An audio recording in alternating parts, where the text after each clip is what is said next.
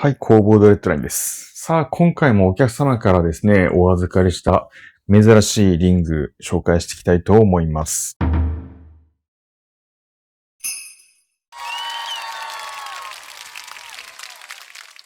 今回はこちら、ゴッドサイズですね。ゴッドサイズのウルフリング。自分も結構昔からゴッドサイズ好きで、黒夢の清春さんの影響ですかね。このウルフリングをつけてたかどうかは知らないんですけど、ゴッドサイズといえばこのウルフ、狼のデザインですね。めちゃくちゃ正面に張り出した狼のデザインと、この側面のね、唐草彫りとゴッドサイズの刻印。これがね、結構ツボなんですよね、個人的に。これもね、うちの工房でお預かりするの今回初めてですね。非常に珍しいブランド、そして珍しいデザインなので、今回も、フルバージョンで撮っていきたいと思います。加工内容としては、こちら今19号のリングを23号に4号アップしていきます。そして、カスタムもありますね。こちら目にサファイア、こっちとこっち、両目にサファイア入れて、口にね、この狼の口に合成ダイヤ、いわゆるジルコニアですね、を留めていくというようなカスタムになります。果たしてどんなね、仕上がりになるのか、興味ある方は最後までご覧いただければと思います。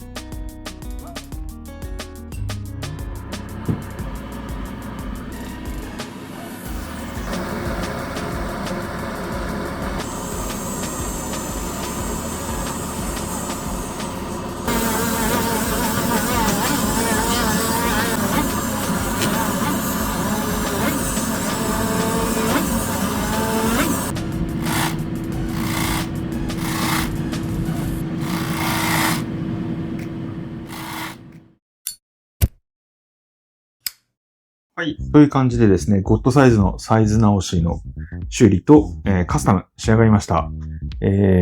ご覧ください。サイズはね、4号アップ。ここカットして地金を足してますが、そんなに違和感のないように、リングの縁と真ん中の部分で段付きになっているデザインなんですけども、その辺も違和感ないようにうまいこと削って、慣らして仕上げてあります。これね、追加料金になっちゃいますので、ご注意ください。ですね。そして、カスタムの部分ですね。瞳の部分にサファイア。反対もね、一緒です。サファイア。そして、お口に、今回はね、ジルコニアを使いました。こちらですね。石をね、加えている狼みたいなデザインになってます。こういう感じですね。こんな感じでですね、ひたすらワイルドなこの狼のリングが、ちょっとね、ラグジュアリーな、シルバージュエリーっていうようなね、雰囲気にレベルアップしたんじゃないかなと思います。瞳のサイズがね、ちょっとちっちゃめなので、石もね、そんなにギラギラ派手に輝くっていうよりは、よく見ると石がついてて、なんか、こだわりがね、ひっそりと佇むような、さりげないカスタムになってるかなと思います。はい。そんな感じで、オーボードレッドラインでした。ありがとうございます。